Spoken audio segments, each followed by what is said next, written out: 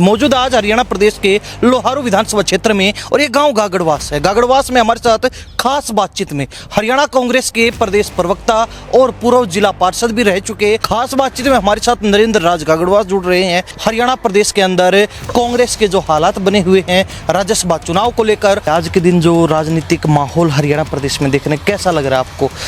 कांग्रेस के प्रतिकूल है या फिर अनुकूल है? हरियाणा कांग्रेस में फिर राज्यसभा चुनाव में खेला होने वाला है। खेला जो शब्द है ये बंगाल का शब्द है और ये कुछ दिनों पहले जैसे चुनाव में कहीं ना कहीं खेला हुआ तो ये शब्द बड़ा आजकल चर्चा में है। कांग्रेस के पास 37 विधायक हैं और 31 विधायक चाहिए एक राज्यसभा के कैंडिडेट को जीतने के लिए, तो स्पष्ट बहुमत कांग्रेस के पास है। लेकिन आज बीजेपी ने अपना अलग से इंडिपेंडेंट कैंडिडेट जानबूझ के खड़ा किया ताकि कहीं ना कहीं कांग्रेस के जो वोट है उनको चोरी करके, उनको खरीद के कहीं ना कहीं अपना राज्यसभा का मेंबर बनाया जाए। आपकी पार्टी में जब वो उम्मीदवार उतारा गया था तो उस समय थोड़ा बहुत कलह देखने को मिला था, क्या कहेंगे? आपके उम्मीदवार पर आपकी पार्टी के लोग संतुष्ट नहीं? आज पूरी कांग्रेस एक है, 37 के 37 कांग्रेस विधायक आज एकजुट हैं और हमें उम्मीद ही नहीं पूरा भरोसा है कि कांग्रेस का जो कैंडिडेट है कर्मवीर बोध वो 100% चुनाव जीतेगा। आज लगातार पूरे हरियाणा में चर्चा है कि बीजेपी कहीं ना कहीं कांग्रेस के विधायकों को खरीदने का काम कर रही है, तो ये इनका चरित्र साफ आ रहा है। दलित वर्ग को आगे करके एक विशेष वर्ग को खुश करने के लिए ओबीसी वर्ग की अनदेखी कर दी गई,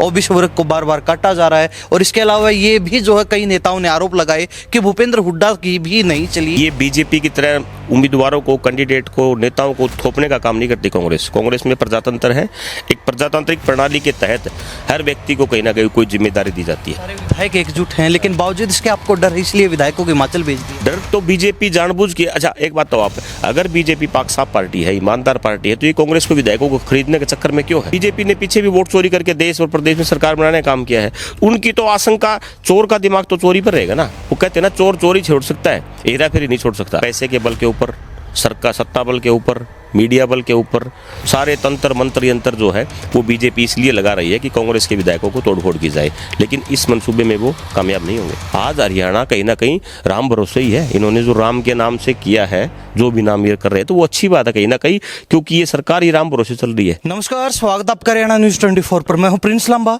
मेरे से विनय सिंधु के साथ। मौजूद आज हरियाणा प्रदेश के लोहारू विधानसभा क्षेत्र में और ये गांव गागड़वास है। गागड़वास में हमारे साथ खास बातचीत में हरियाणा कांग्रेस के प्रदेश प्रवक्ता और पूर्व जिला पार्षद भी रह चुके। और इसके अलावा आपको बता दें कि हरियाणा कांग्रेस के युवा नेताओं में इनकी गिनती होती है। हरियाणा कांग्रेस के अंदर अगर बात करें तो दीपेंद्र हुड्डा, भूपेंद्र हुड्डा के बेहद करीबी लोगों में इनको शुमार किया जाता है। खास बातचीत में हमारे साथ नरेंद्र राज गागड़वास जुड़ रहे हैं। इनके पिताजी के समय से ही लगातार राजनीतिक और सामाजिक संघर्ष करते रहे हैं और फिलहाल अब पिताजी के बाद नरेंद्र राज गागड़वास सक्रिय हैं। खास बातचीत करेंगे हरियाणा प्रदेश के अंदर कांग्रेस के जो हालात बने हुए हैं राज्यसभा चुनाव को लेकर और हरियाणा का जो सियासी माहौल है उसमें क्या कुछ जो है आने वाला समय इनको अपने प्रति अनुकूल या फिर प्रतिकूल कैसा लग रहा है, विस्तार से बातचीत करेंगे। लंबे समय के बाद हमारे साथ खास बातचीत में जुड़ रहे हैं नरेंद्र राज जी, बहुत बहुत स्वागत आपका। जी बहुत बहुत धन्यवाद और आपके सभी दर्शकों को मेरा हाथ जोड़कर नमस्कार।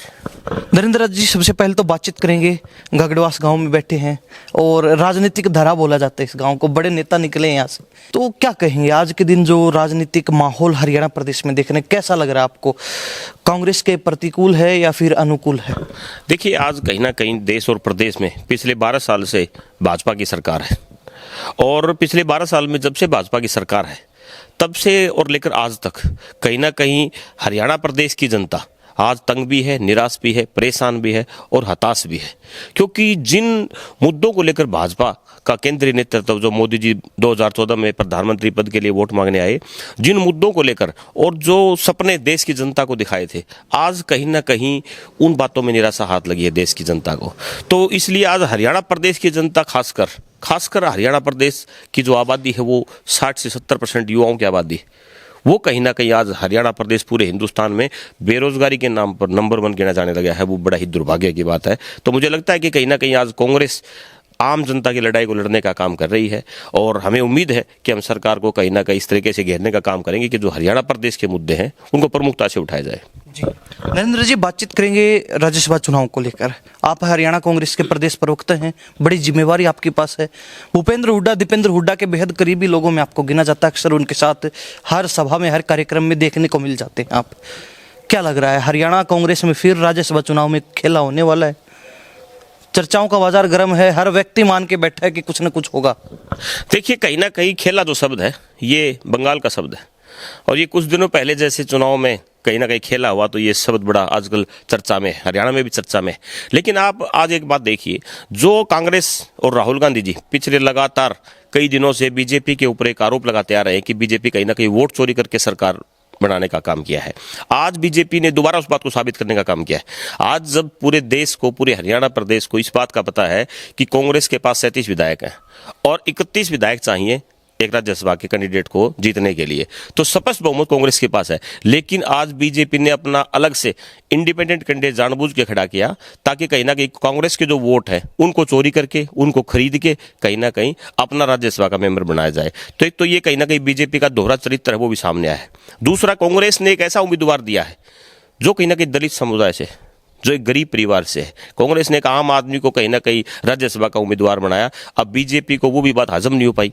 इसका मतलब बीजेपी कहीं ना कहीं दलित विरोधी है। उन्होंने एक दलित के मुकाबले में कहीं ना कहीं एक पूंजीपति व्यक्ति को, धनाढ्य व्यक्ति को उनके सामने उतार दिया। तो बीजेपी का दोहरा चरित्र सामने आया है। जी नरेंद्र जी, आपने कहा कि हमने एक जो है बेहतरीन उम्मीदवार उतारा है दलित वर्ग से, लेकिन आपकी पार्टी में जब वो उम्मीदवार उतारा गया था तो उस समय थोड़ा बहुत कलह देखने को मिला था, क्लेश देखने को मिला था। कुछ लोग जो पार्टी छोड़ गए थे, अपना इस्तीफा दे दिया था।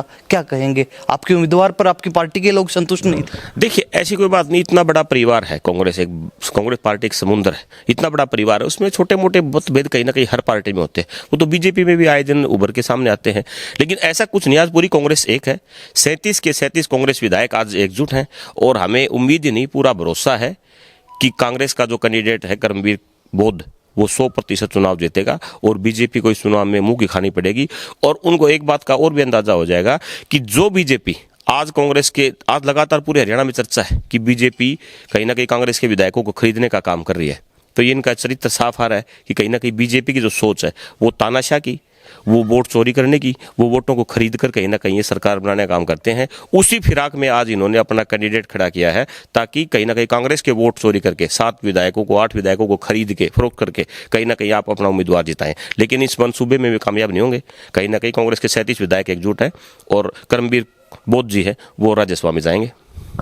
हरियाणा कांग्रेस के ऊपर एक आरोप लगे, कहते हैं कि ओबीसी वर्ग की लंबे समय से अनदेखी होती रही है।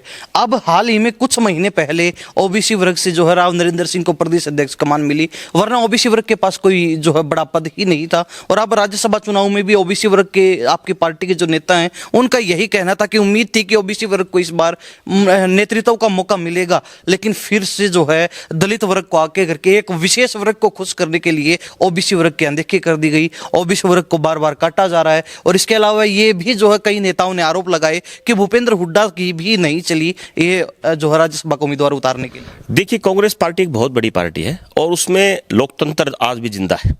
ये बीजेपी की तरह उम्मीदवारों को, कैंडिडेट को, नेताओं को थोपने का काम नहीं करती कांग्रेस में प्रजातंत्र है। एक प्रजातांत्रिक प्रणाली के तहत हर व्यक्ति को कहीं ना कहीं कोई जिम्मेदारी दी जाती है। आज ओबीसी की बात करें तो राव नरेंद्र सिंह जी को जब प्रदेश अध्यक्ष बनाया तो आज स्पष्ट बात है कि कांग्रेस का प्रदेश अध्यक्ष ही ओबीसी समुदाय से राव नरेंद्र सिंह जी जब से प्रदेश अध्यक्ष बने हैं तो कहीं ना कहीं हमने ओबीसी समाज को भी आगे रखा है। रही दलित समुदाय की बात, जिनका कई सालों से हम सुनते आ रहे हैं कि उनके साथ कहीं ना कहीं भेदभाव हो रहा है, तो कांग्रेस ने दलित समुदाय के एक व्यक्ति को, गरीब व्यक्ति को कहीं ना कहीं राज्यसभा का उम्मीदवार बनाया है। तो कांग्रेस पार्टी सब धर्मों को, सब मजहब को, सब जातियों को, 36 बिरादरी को साथ लेकर चलने वाली पार्टी है। आपने इतिहास भी देखा होगा, जब जब हरियाणा प्रदेश से राज्यसभा के लिए कांग्रेस ने पैराशूट से यानी कि ऊपर से जब जब प्रत्याशी भेजे तब तब मुंह की खानी पड़ी है। पीछे एक स्याही कांड हुआ, पेन की स्याही बदली गई, वोट अमान्य हो गए। पीछे जो है आपकी कांग्रेस पार्टी कुछ बड़े नेता थे जिन्होंने क्रॉस वोट की, ये उन पर आरोप लगे। आजकल वो बीजेपी में है कुछ नेता, चाहे वो कुलदीप बिश्नोई हो, किरण चौधरी हो। तो ऐसे में क्या लगता है, जब जब बाहर से बाहरी उम्मीदवार ऊपर से सीधा उतारा जाता है तो वो हारता है। तो क्या इस बार भी ये कहानी आपकी यूं ही आगे बढ़ती रहेगी या फिर बदलाव होगा? हमारा जो कैंडिडेट अब की बार लोकल कैंडिडेट है, हरियाणा का उम्मीदवार है और इसमें कोई कांग्रेस की तरफ से कोई कोर कसर नहीं रहेगी। सारे नेता एकजुट है, सारी पार्टी एकजुट है, सारे विधायक एकजुट हैं और सब मिलजुल कर कर्मवीर बोध जी को राज्यसभा में भेजने का काम करेंगे। नरेंद्र राज गागड़वास हरियाणा कांग्रेस के प्रवक्ता हैं। इसके अलावा पूर्व में जो है जिला पार्षद रह चुके, भूपेंद्र हुड्डा, दीपेंद्र हुड्डा के बेहद करीबी हैं, युवा नेता हैं, खास बातचीत कर रहे हैं राज्यसभा चुनाव को लेकर।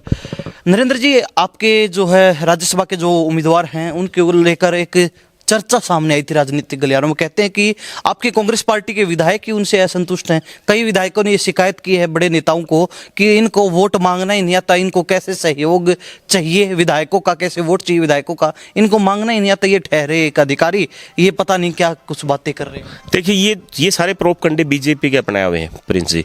बीजेपी की एक सोच है, बीजेपी सिर्फ लोगों का दिमाग डाइवर्ट करने का काम करती है।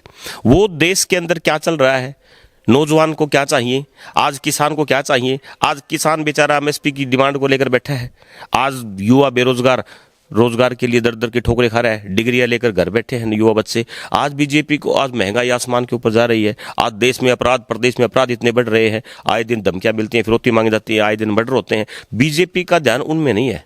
बीजेपी का ध्यान एक ही बात में है कि आप सबको फूट डालो और राज करो। आप कहीं ना कहीं लोगों का दिमाग में डालो कि कांग्रेस के एमएलए खुश नहीं है, कांग्रेस का फलाना नेता खुश नहीं है। भाई क्यों खुश नहीं है? सारे विधायक एकजुट हैं। कल भी विधायक दल की मीटिंग में सारे विधायक शामिल थे। सारे विधायक एकजुट हैं, लेकिन बावजूद इसके आपको डर है, इसलिए विधायकों को हिमाचल भेज दिया।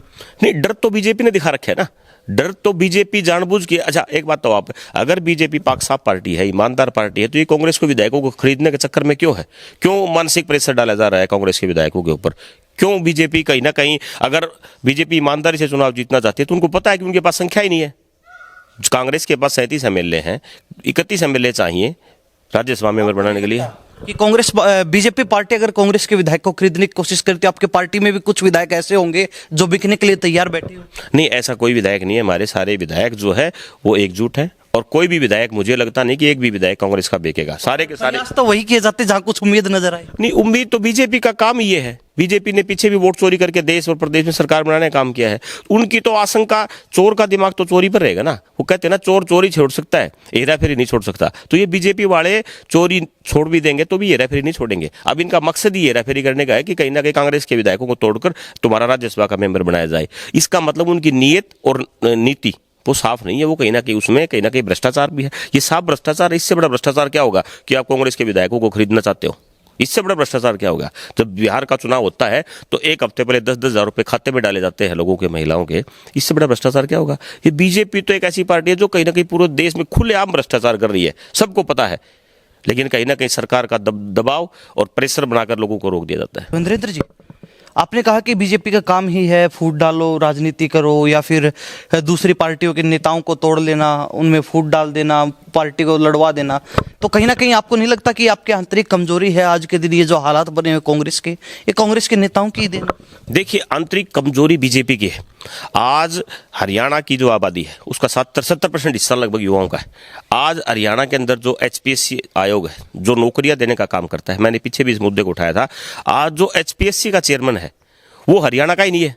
एचपीएससी का चेयरमैन बिहार का लाकर बैठा रखा है, जबकि पूरे देश में 28 राज्य है।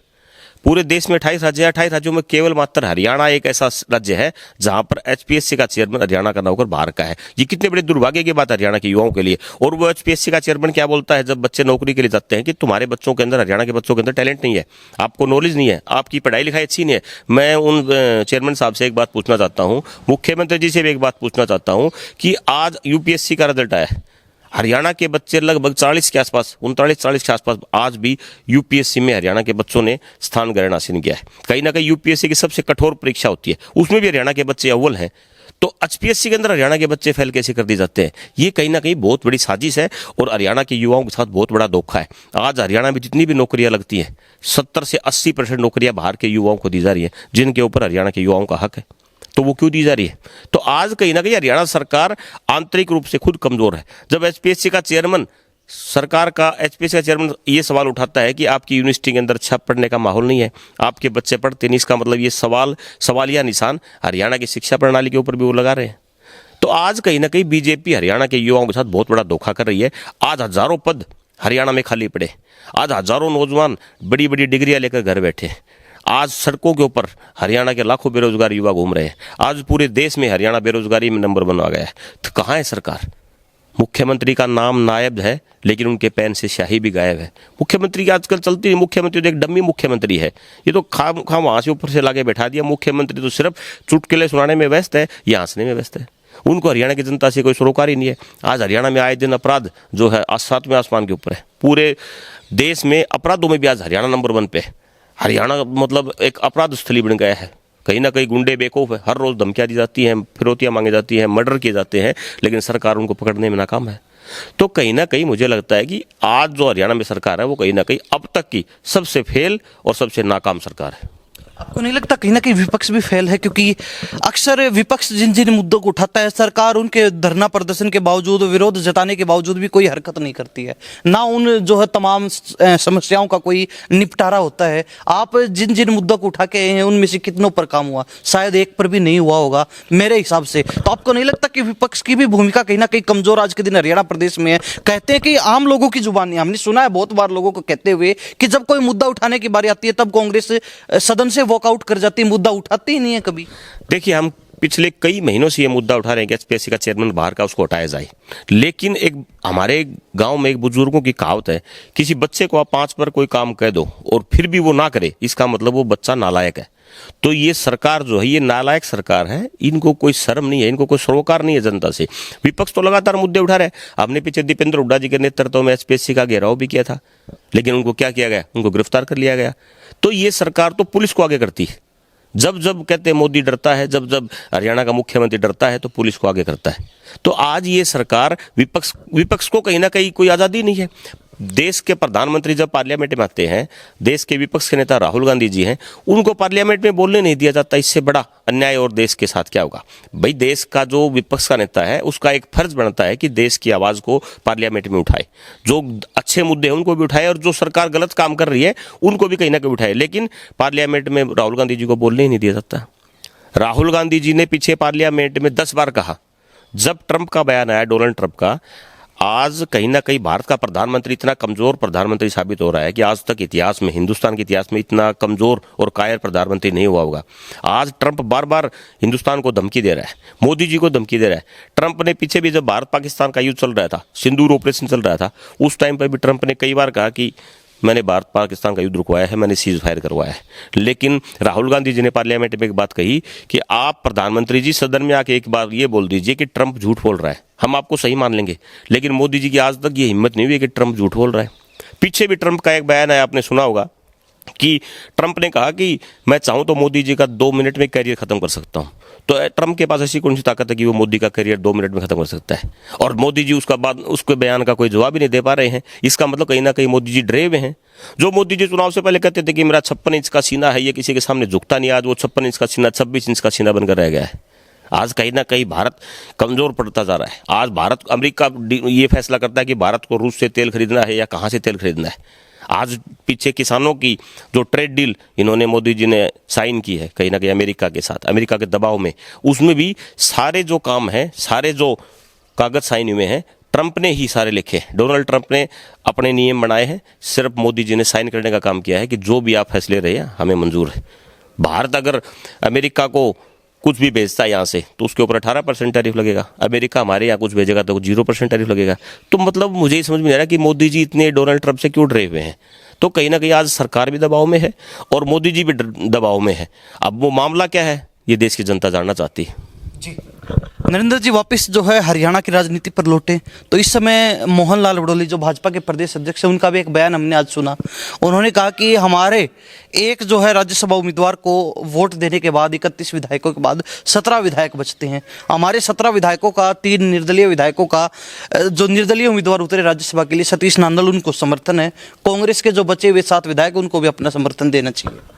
नहीं, कांग्रेस को समर्थन क्यों देना चाहिए? कांग्रेस ने जब एक दलित समुदाय के गरीब परिवार के व्यक्ति को अपना उम्मीदवार बनाया है तो कांग्रेस के तो सारे कैंडिडेट उसको वोट देंगे।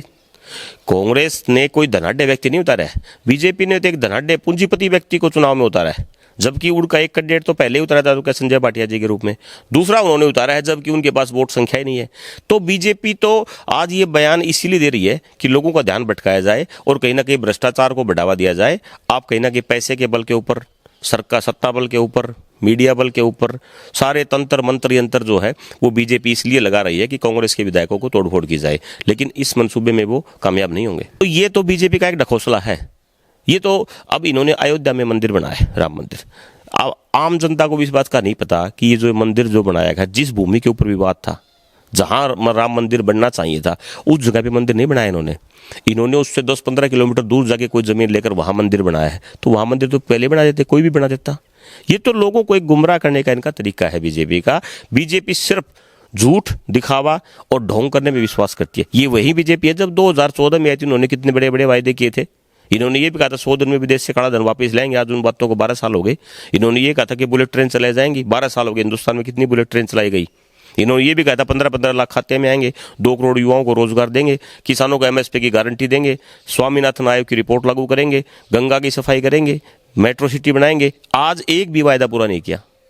अब उन बातों का कहीं कोई जिक्र नहीं है। आज जिक्र आता है हिंदू मुसलमान का, भारत पाकिस्तान का, जात मजहब का। आज कहीं ना कहीं बीजेपी देश को गुमराह कर रही है। आज बीजेपी ने देश को इतने पीछे साल धकेल दिया कि मुझे लगता है कि आने वाली पीढ़ियां इनको माफ नहीं करेंगी। जी, तो क्या लगता है 2029 में क्या माहौल देख रहे हैं राजनीतिक? कांग्रेस के पक्ष में है या फिर विपक्ष में? क्योंकि एक तरफ बीजेपी है जो 2029 की तैयारी में अभी से जुटी हुई है, दूसरी तरफ जेजेपी पार्टी अपने कमबैक के लिए लगी हुई है, इनेलो पार्टी अपने कमबैक के लिए लगी हुई है। तो इस बीच हरियाणा कांग्रेस का कहाँ स्थान पाते देखते हैं? देखिए, हरियाणा में कहीं ना कहीं मुझे लगता है कि अब की बार इन्होंने जो 15-20 लाख वोट चोरी किए वो भी कहीं ना कहीं नुकसान हुआ है। और राहुल गांधी जी ने बाकायदा सबूत भी दिए। एक ब्राजील की महिला जिसने हरियाणा में 20 वोट डाल रखे, कहाँ से आ गए वो वोट? तो ये चोरी की हुई सरकार है। लेकिन अब जनता को ये बात समझ में आ गई कि बीजेपी हर चुनाव में कहीं ना कहीं हथकंडा अपनाती है। आज हरियाणा प्रदेश में आप एक बात देखिए, बुजुर्ग हैं हमारे, आज बुजुर्गों की पेंशन काटी जा रही है, विधवा महिलाएं हैं उनकी पेंशन काटी जा रही है। आज हरियाणा का युवा है वो बेरोजगार है, रोजगार नहीं है। रोजगार है तो वो बाहर के लोगों को नौकरियां दी जा रही है हरियाणा में। आज गरीब, मजदूर, युवा, बुजुर्ग सब इस सरकार से परेशान है। आज हरियाणा का एजुकेशन मिनिस्टर है, उसको अंग्रेजी नहीं आती है। उससे बच्चों ने पीछे एक क्वेश्चन पूछ लिया इंग्लिश में, उसको बेचारे को इंग्लिश नहीं आती है। हरियाणा का कृषि मंत्री है, वो कहता है कि मैं तो पहाड़ी था। तो आज हरियाणा के मुख्यमंत्री जी का पीछे बयान आया था जब आईपीएस पूर्ण कुमार की आत्महत्या की थी कि मेरी तो कोई सुनता नहीं है, मेरी चलती नहीं है। तो हरियाणा को चला कौन रहा है आज? आज हरियाणा कहीं ना कहीं राम भरोसे ही है। इन्होंने जो राम के नाम से किया है, जो भी नाम ये कर रहे हैं, तो वो अच्छी बात है कहीं ना कहीं, क्योंकि ये सरकार ही राम भरोसे चल रही है, ये हरियाणा ही राम भरोसे चल रहा है। आज हरियाणा की जनता, चाहे कोई भी हो हरियाणा में, चाहे युवा हो, बुजुर्ग हो, महिलाएं हो, सब परेशान और पीड़ित हैं। फिर भी ये केवल मात्र ढोंग की राजनीति करते हैं। तो क्या मान के चले, राज्यसभा में इस बार खेला नहीं होगा? नहीं, राज्यसभा में कोई खेला नहीं होगा। कांग्रेस का कैंडिडेट जो है, बीजेपी को पूरी उम्मीद है, लोग भी मान के बैठे हैं कि हाँ कुछ ना कुछ होगा। तो बीजेपी की तो सोच यही है ना, उनको तो सारा दिन यही काम रहता है। आपको भी डर इस चीज का, तभी आपने विधायक भेज दिए? नहीं, विधायक तो ऐसा है ना, हमारे आधे से ज्यादा विधायक नए बने। तो राज्यसभा का जो चुनाव है वो बड़ा टेक्निकल चुनाव होता है। तो उन विधायकों को कहीं ना कहीं दिशा निर्देश भी दिए जाएंगे, उनको सिखाया भी जाएगा, कोई गलती ना हो जाए वोट डालते इसमें। तो वो ट्रेनिंग के लिए भी गए। एक काम नहीं है, एक काम से हर मतलब अकेले एक काम के लिए नहीं भेजे गए हैं कि वो बीजेपी से डर कर भेजे। सब कहते हैं मुझे पता ही नहीं है, मुझे क्या बता के गए विधायक, अपने घूमने गए हैं और चले गए, हमने कह दिया। हाँ नहीं, ठीक है, तो वो 2-3 दिन विधायक घूम भी आएंगे और उनके साथ हमारे प्रभारी भी गए हैं, सांसद भी गए हैं और कांग्रेस के अध्यक्ष भी गए हैं हरियाणा के। वो सब गए, तो वो कहीं ना कहीं उनको ट्रेनिंग भी दी जाएगी। जो नए विधायक बने वो पहली बार वोट डालने का काम करेंगे इस चुनाव में, तो उनको कम से कम ये ट्रेनिंग दी जाएगी कैसे वोट डाला जाता है। ये बड़ा टेक्निकल चुनाव है, एक छोटी सी गलती को फिर खेला बना देंगे। तो इसलिए ऐसी कोई गलती ना हो, इसलिए वो ट्रेनिंग के लिए गए। नरेंद्र जी, बहुत बहुत धन्यवाद बातचीत के लिए, आपने अपना कीमती समय दिया और विस्तार से अपनी बातें रखी। बहुत बहुत धन्यवाद, थैंक यू। तो हमारे साथ नरेंद्र राज गागड़वास खास बातचीत में बने हुए थे, हरियाणा कांग्रेस के प्रदेश प्रवक्ता और इसके साथ पूर्व में जिला पार्षद रह चुके भूपेंद्र हुड्डा, दीपेंद्र हुड्डा के बेहद करीबी व्यक्ति हैं। खास बातचीत की हरियाणा प्रदेश की राजनीति को लेकर, कांग्रेस का क्या माहौल इन दिनों हरियाणा में चल रहा है उसको लेकर, राज्यसभा चुनाव में क्या माहौल चल रहा है उसको लेकर, क्या कांग्रेस के साथ फिर कहीं राज्यसभा चुनाव में खेला तो नहीं होगा, ये भी इनसे जानने की कोशिश की। विधायकों को आखिर बाहर क्यों भेज दिया, इस पर भी इन्होंने विस्तार से बातचीत की है। यानी कि कुल मिलाकर हर मुद्दे पर संतुष्टिपूर्वक जो है अपनी बात रखने का काम किया है। इस बारे में आप क्या सोचते हैं, कमेंट के माध्यम से जरूर लिख दीजिए। इन्हीं सब बातों के साथ मैं प्रिंस लांबा, मेरे सहयोगी विनय सिंधु के साथ हरियाणा न्यूज 24। नमस्कार, जय हिंद।